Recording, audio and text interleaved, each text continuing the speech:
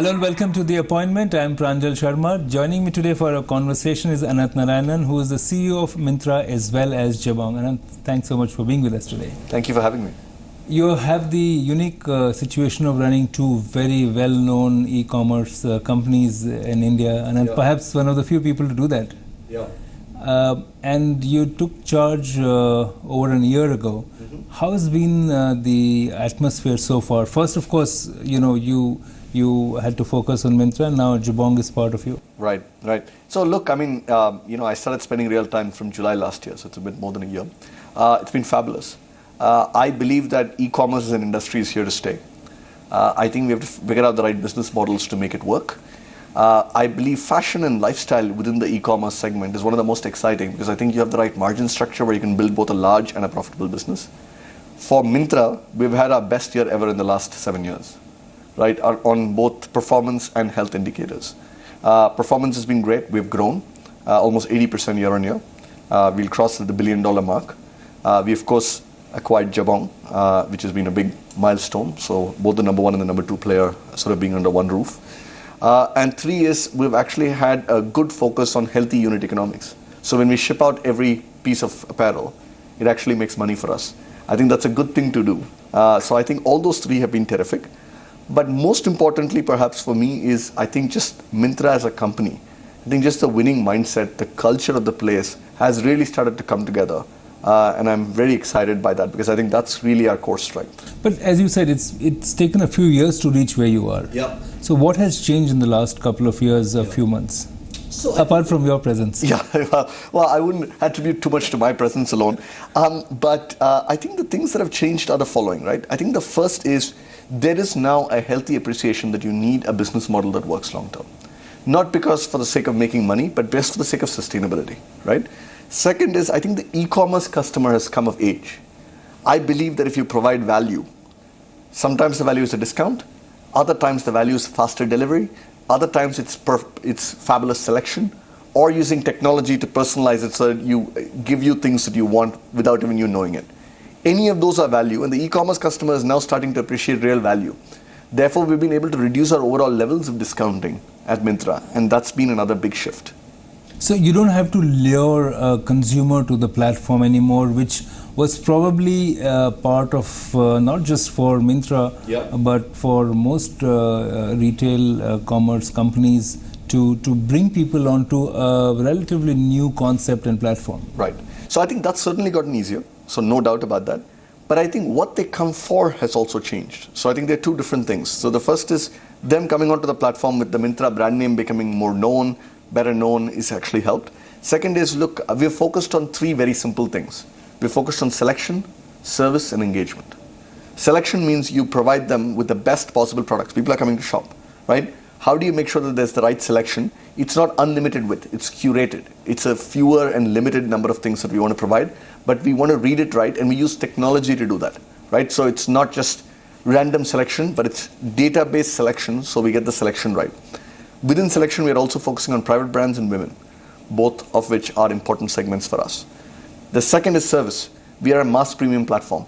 We want our service to be better. Our NPS, by the way, is at 50. It's, I think, probably the highest in the industry. So for a person who has no clue about this NPS, terms, jargons. What does it mean in real terms? So NPS is very simple. If you have 100 people shop on your platform, how many of them recommend your platform to friends and family?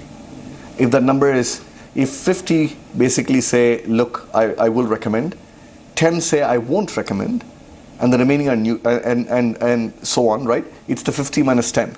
So it's 40 is your NPS. So that's also a symbol and representation of satisfaction. Absolutely. It's about customer satisfaction and customer delight. So you don't usually recommend to friends and family unless you're delighted. How do you track it? So we actually survey it. So if you just think about it, in the app itself, once the delivery happens, you have the ability to go in and rate various parts of your experience. We get lots of responses because our overall volume per month across Myntra and Jabong is almost 18 million monthly active users.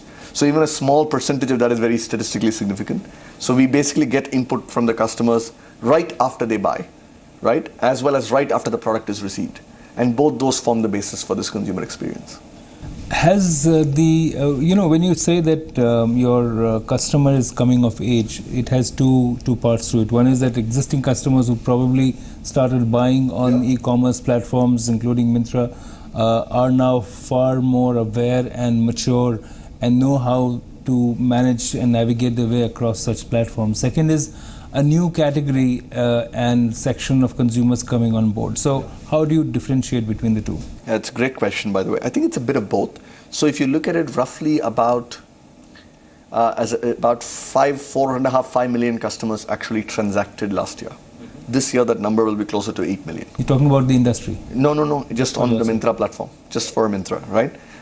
If you just think about that for a minute, the 4 million that have shopped, we have an 80% repeat rate. So that's still a big chunk of people who come back and shop, so that's the evolution part that you're talking about.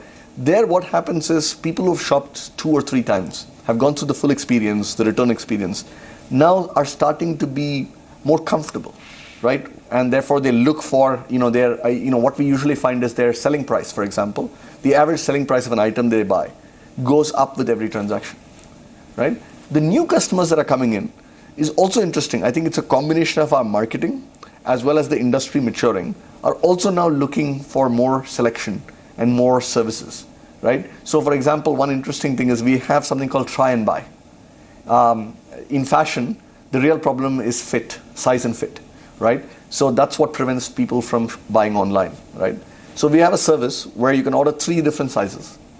The person shows up at your house, waits for you, you try them on, whatever fits you keep, the other you return, right? And that, by the way, is increased adoption. But the interesting thing is, by the way, our newer customers are adopting that a lot more. Those who knew you earlier have faith that they have made the right choice, but in terms of seeding the market and expanding it, you are ruining it. But isn't the cost per delivery going up with something like this?